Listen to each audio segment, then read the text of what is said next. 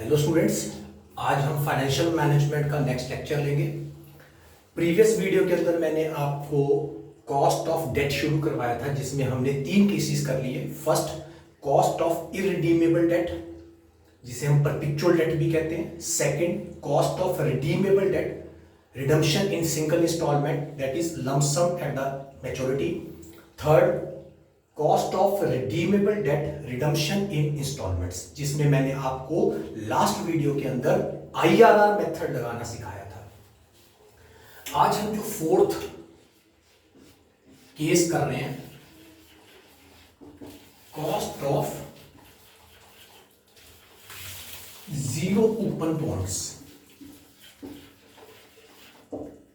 Zero coupon bonds, zero coupon, coupon means interest, zero means आपको पता ही है, zero का मतलब नील।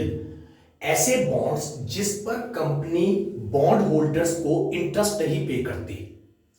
फिर बॉन्ड होल्डर्स क्यों इन्वेस्ट करेंगे ऐसे बॉन्ड्स में? Such bonds do not carry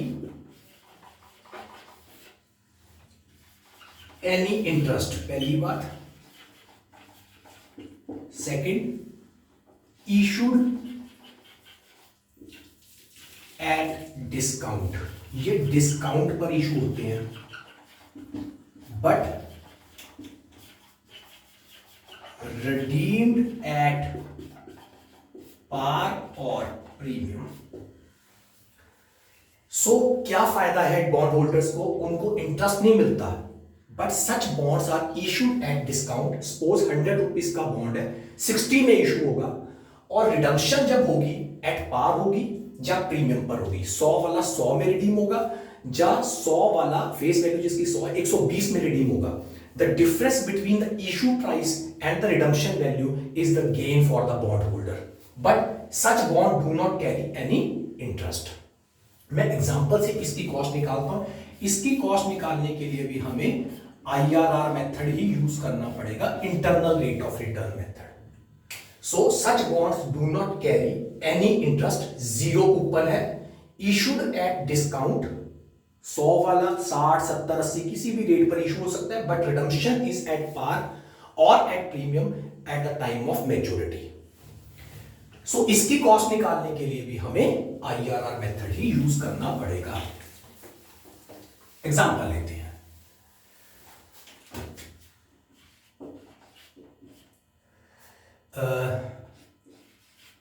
100 rupees zero coupon bond issued at 60, market price net proceeds उसकी 60 है, redeem after 5 years at par. इसकी हमें कॉस्ट निकालनी है। वैसे ही कॉलम बनाओ, years 1 2 3 4 and 5, cash flows nil nil nil nil, कोई इंटरेस्ट नहीं पे हो रहा। सिर्फ 5th ईयर के एंड में कंपनी 100 रुपीज इनको वापस कर रही है at par, redemption at par. कोई इंटरेस्ट नहीं पे कर रही, कोई इंस्टॉलमेंट में प्रिंसिपल नहीं रीपे कर रही। जब 5 साल खत्म हुए तो 500 रुपए वापस करती है। अब हमें ऐसा कोई डिस्काउंटिंग टेबल फाइंड आउट करना है, जब हम उस पर प्रेजेंट वैल्यू निकालें और एनपीवी निकालें तो उसका एनपीवी 0 बने। मैंने ट्राई किया 10% पर, नील नील नील नील, ये प्रेजेंट वैल्यू ऑफ ₹1.621 मल्टीप्लाई कर दिया, ₹1 का था ये, प्रेजेंट वैल्यू एट 10%, नील नील नील नील 62.1, समेशन प्रेजेंट वैल्यू का 62.1 माइनस मार्केट वैल्यू जिस पर इशू किया 60, एनपीवी 2.1। थोड़ा सा मैं इसको ऊपर थोड़ा लिख देता हूं सो दैट हमें क्लियर हो जाए। 0.621 62.1 summation present value 62.1 minus market value 60 जिस पर इशू किया था एनपीवी 2.1 मैंने 15% पर ट्राई किया 15% पर जो मेरा प्रेजेंट वैल्यू टेबल है दैट इज चेक कर लेते हैं 15% का present value table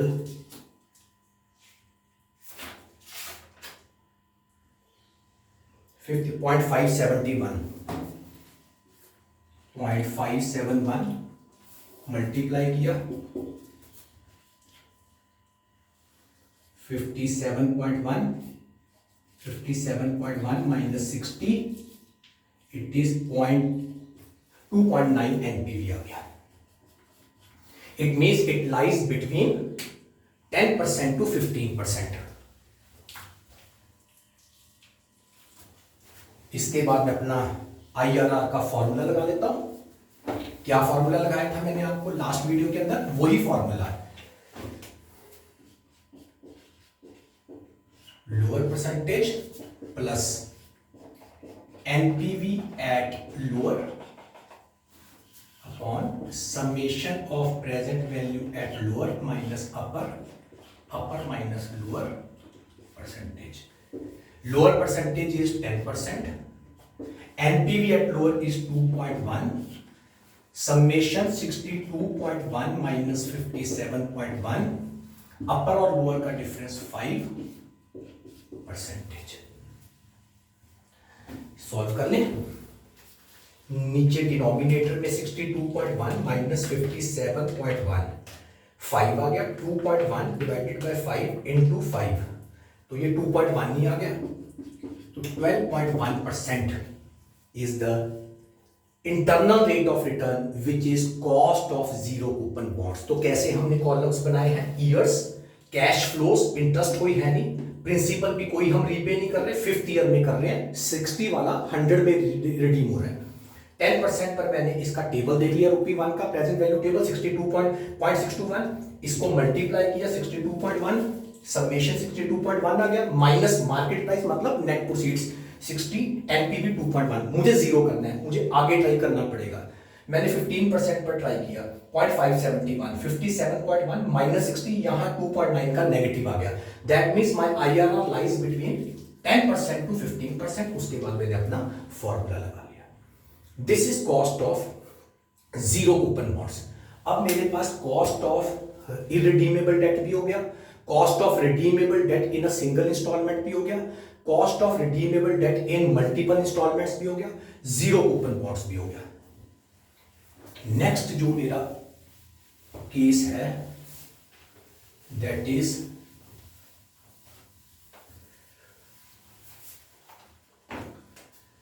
fifth case, inflated cost of capital जिसे हम रियल कॉस्ट ऑफ कैपिटल भी कहते हैं. One of the drawback of cost of capital के जितने भी अभी तक हमने फॉर्मूले किए हैं ये इन्फ्लेशन को कंसीडर नहीं करता. सिर्फ मार्केट इन्फ्लेशन को कंसीडर ही नहीं कर रहा, सिर्फ और सिर्फ इंटरेस्ट और नेट प्रोसीड्स टैक्स ये 3 चीजें कंसीडर करता है. अगर वो कहता है इन्फ्लेशन भी एडजस्ट करो, कॉस्ट के अंदर इन्फ्लेशन भी एडजस्ट करो, पहले आप कॉस्ट निकाल लो बिना इन्फ्लेशन के, जैसे अभी मैंने 12.1% निकाल ली है. पहले अपने नॉर्मल फॉर्मूले से कॉस्ट निकाल लो, फिर उसमें बाद में इन्फ्लेशन एडजस्ट होगी. फॉर्मूले के अंदर इन्फ्लेशन नहीं एडजस्ट होती, आंसर जो निकल जाएगा कॉस्ट ऑफ कैपिटल उसमें इन्फ्लेशन एडजस्ट होगी. तो इन्फ्लेटेड कॉस्ट का फॉर्मूला क्या है? 1 plus nominal cost. Nominal cost का मतलब है जो अभी तक हमने एज कैलकुलेटेड, जो अभी हम कैलकुलेट कर चुके हैं, जिस भी फॉर्मूले से लगा रहे हो, चाहे इरिडीमेबल वाला है चाहे रिडीमेबल वाला है, पहले पूरा आंसर निकाल लो अपॉन 1 प्लस इन्फ्लेशन रेट. ये आपको क्वेश्चन में गिवन होगा -1 into 100.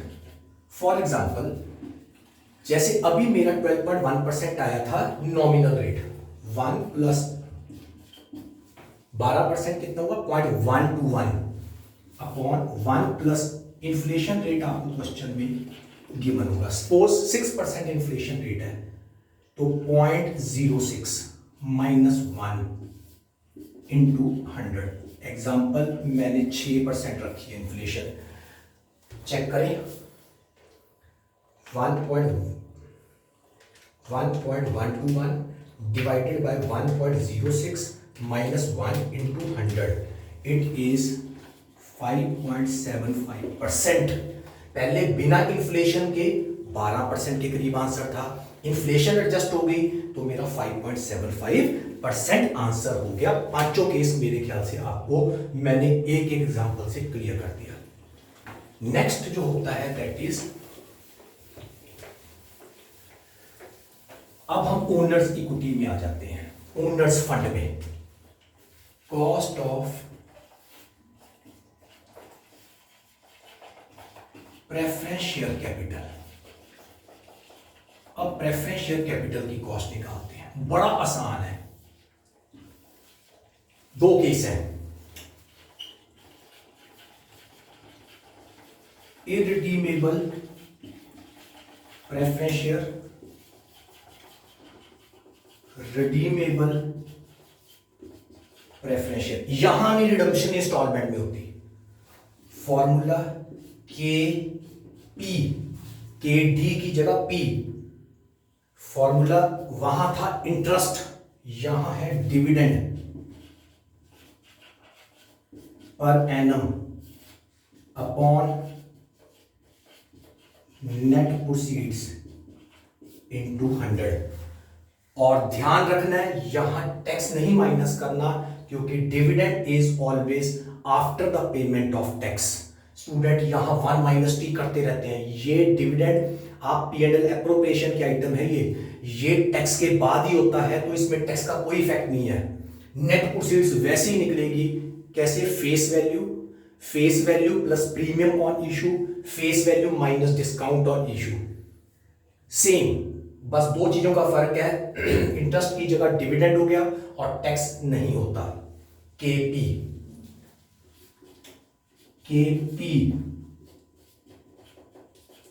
Dividend per annum plus redeemable value minus net proceeds upon N whole upon RV plus NP upon 2 into 100। Same formula बिल्कुल, कहां चेंज किया है? इंटरेस्ट की जगह dividend, redeemable value same, it can be at par और at premium on redemption.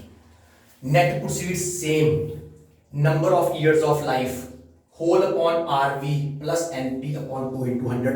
बस दो जगह चेंज है, टैक्स नहीं है और इंटरेस्ट की जगह डिविडेंड है। बड़ा सिंपल है।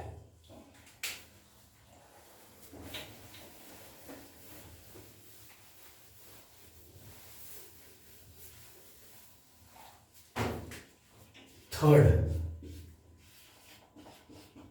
कॉस्ट ऑफ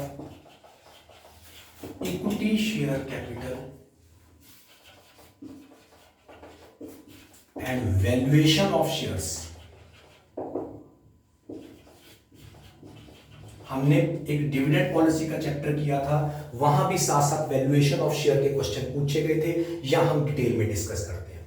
इक्विटी की वैल्यू निकालने की दो अप्रोचेज हैं। There are two approaches. A, dividend valuation approach. Second, earning। 3 approaches करते हैं, एक और भी करते हैं, नॉर्मली उसका क्वेश्चन नहीं आता पर फिर भी हमें पता होना चाहिए। अर्निंग प्राइस अप्रोच, जिसे हम ईपी अप्रोच कहते हैं। C, capital asset pricing model, short name CAPM। ये 3 अप्रोचेस हैं हमारी इक्विटी के, नोट करिए।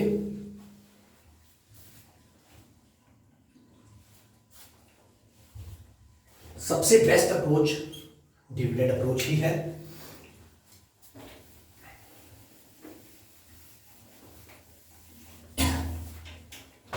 लो डिविडेंड वैल्यूएशन अप्रोच, इसमें first case, if constant dividend each year, no growth, no decline in dividend. हर साल कंपनी डिविडेंड सेम पे कर रही है, जबकि वैसे इक्विटी में ये होता नहीं। चलो in case equity share holders को हम सेम डिविडेंड दे रहे हैं हर साल, ना कोई डिक्लाइन है ना कोई ग्रोथ है, किसमें? डिविडेंड में। के ई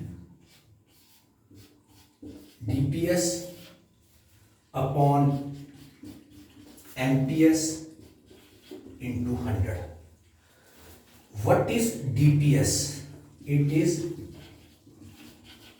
dividend per share. कैसे निकलता है? It is EPS। ये मैं आपको डिविडेंड पॉलिसी के चैप्टर में बहुत डिटेल में समझा चुका हूं। Earning per share into dividend pay out ratio, और it is total equity dividend divide by number of equity shares, और face value of one equity share multiply by dividend rate. Pay out ratio नहीं, rate. जैसे annual general meeting में share holders ने 10% dividend declare किया है, 10% on the face value of share. अगर 100 rupees का share है, उस पर 10% 10 रुपए हो गया डिविडेंड, तो डीपी रेशियो दी हो सकती है, तो इससे लगा लोगे। टोटल डिविडेंड और नंबर ऑफ शेयर दिए हैं तो इससे लगा लोगे, और अगर फेस वैल्यू दी और डिविडेंड का रेट दिया है तो इस दोनों को मल्टीप्लाई करके डीपीएस निकाल लोगे। MPS is market price per share, market price per share. ये वैसे ही निकलता है नेट प्रोसीड्स की तरह ही, जैसे it is nothing but net proceeds ही है ये per share. Face value plus premium on issue, discount होता नहीं अभी इक्विटी शेयर्स में, अगर है तो minus discount minus flotation cost, same है वही। DPS upon MPS into 100 is cost of equity. So no growth no decline, हर साल डिविडेंड सेम है। Market price per share question में गिवन होगी, नहीं तो फेस वैल्यू दिया होगा, प्रीमियम ऑन इशू दिया होगा, फ्लोटेशन कॉस्ट दिया होगा, आप अकॉर्डिंगली निकाल लोगे into 100। Market price is the second name of net proceeds पर शेयर। इसी फॉर्मूले से हम मार्केट प्राइस भी निकाल सकते हैं। ये इसको इसे हम पी भी कहते हैं, price of the share, P naught is equal to, अगर यहां से निकालना हो तो डीपीएस अपॉन के ई in percentage.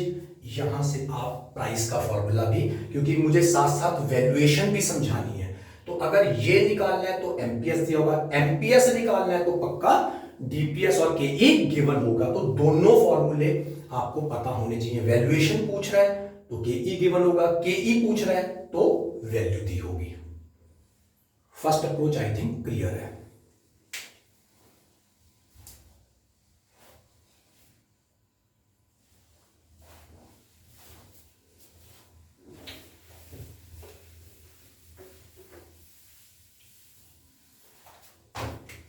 Second,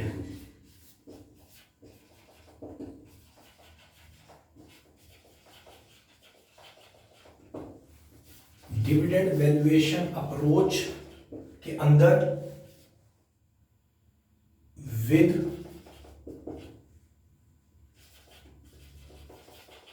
constant growth in dividend each year. अगर डिविडेंड हर साल कॉन्स्टेंटली ग्रो कर रहा है D1 into 100 plus growth in percentage, ये गॉर्डन मॉडल से ही निकला हुआ है. What is D1? D not 1 plus growth. What is D not?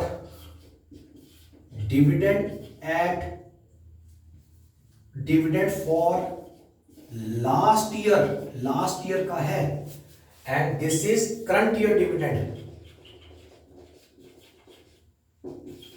कई बार क्वेश्चन में सीधा D1 दिया होता है, फिर नहीं ग्रोथ ऐड करनी. अगर लिखा है company paid, this is paid last year, ये पेड लास्ट ईयर, तो उसमें ग्रोथ ऐड करके D1 पहले निकालोगे. एमपीएस आपके पास होगा इनटू 100, दोबारा से परसेंटेज में जी फिर ऐड करना है. जी का दो जगह यूज है, एक D1 निकालने के लिए और एक जी पूरा का पूरा ऐड भी होता है. D1 इस तरीके से आपका निकल गया. या D1 के दूसरे फॉर्मूले भी है जो अभी हमने किए थे, ईपीएस इनटू डीपी रेशो, या और total dividend divide by number of equity shares. जो भी आपका लग रहा है अकॉर्डिंगली आपने डिविडेंड लगा के अपनी फॉर्मूले के अंदर पुट कर देना है. नाउ इससे प्राइस निकालनी हो, अगर D1 upon KE minus G percentage, ये पहले मैं इधर ले गया फिर उसको नीचे ले आया, प्राइस का फॉर्मूला बन गया.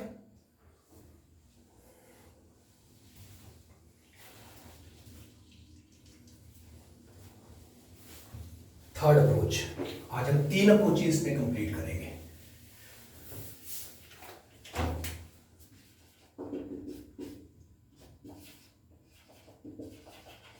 Dividend valuation approach with constant decline in dividend each year. अब डिक्लाइन है, D1 MPS minus G in percentage. D1 कैसे निकलता है? D not 1 minus G, same है बस माइनस हो गया दोनों जगह. और अगर मुझे प्राइस निकालनी है तो it is D1 upon KE plus G, क्योंकि ये इधर आके प्लस हो जाता है, सेम है. सो आज हमने काफी सारे टॉपिक्स कंप्लीट कर लिए. जीरो कूपन बॉन्ड्स कर लिया, इन्फ्लेटेड कॉस्ट कर लिया, प्रेफरेंस के दोनों केसेस कर लिए, और इक्विटी के 3 केसेस कर लिए. नेक्स्ट वीडियो में मैं इक्विटी का एक केस इसमें रह गया, CAPM मॉडल रह गया, EP अप्रोच रह गया. उसके बाद हम वेटेड कॉस्ट ऑफ कैपिटल में आ जाएंगे. Thank you students, have a nice day.